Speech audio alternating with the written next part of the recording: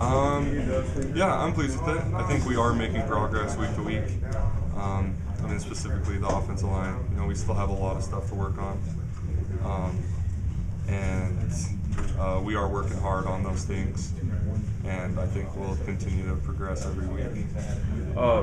Saturday was 2 of 4 straight at home, and down 14-0. It's been a long time since you guys were punched in the mouth that hard at home. Was that a good wake-up call just to go in 100% prepared?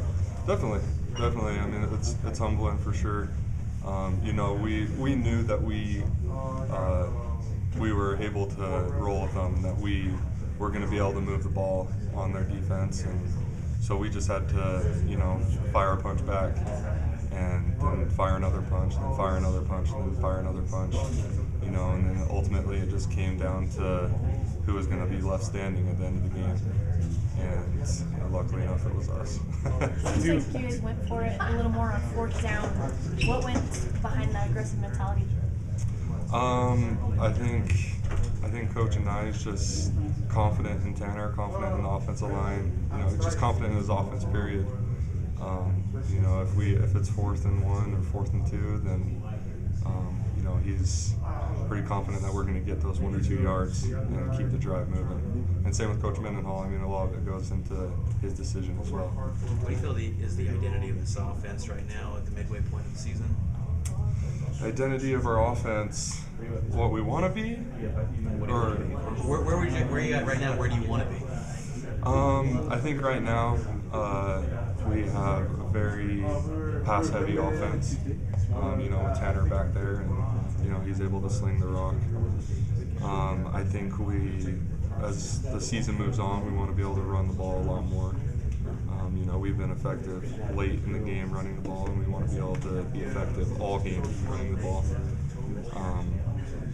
And then so that'll take a little bit of stress off of Tanner's back. A freshman quarterback back there, you don't want to have every game he's throwing 40, 50 passes. You don't necessarily want that as an offensive line unless we need it to happen, or if that's our game plan.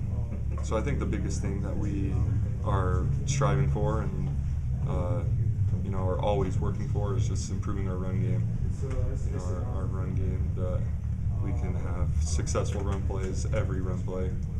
Not one bad one and then one great one, and then one bad one and then one great one. How do you feel you and the rest of the O-line played after Louis went down? Because some guys came off the bench and filled in. How do you think they did?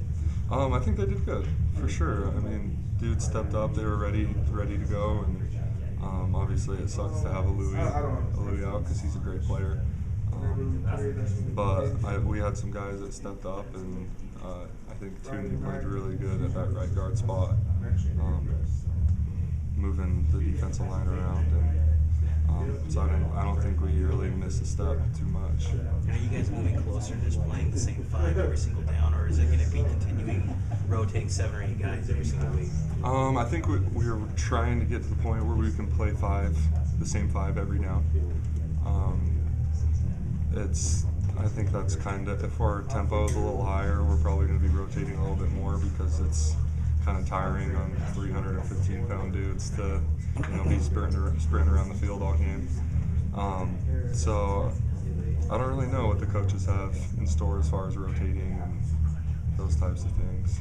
Going back to the run game, why do you think you've had success later on in the game instead of starting in the beginning? I don't know. I think there's a few different factors. One just being our high tempo offense. I think they stopped the run so hard during the first few quarters that by the time the fourth quarter hits, we're still running the ball hard, and they're kind of tired from stopping the run all game. So I think that kind of helps. I don't know if there's also a change of mentality or aggression in the fourth quarter, where we realize that we need to run the ball to score. I don't know. It's worked later on, which is a great thing. But like I said earlier, we need to be able to run the ball all game, for sure.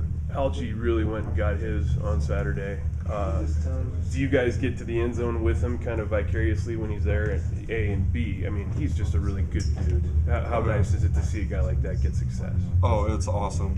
And especially a guy like Algie who, he'll fight he'll do anything he can for that extra blade of grass.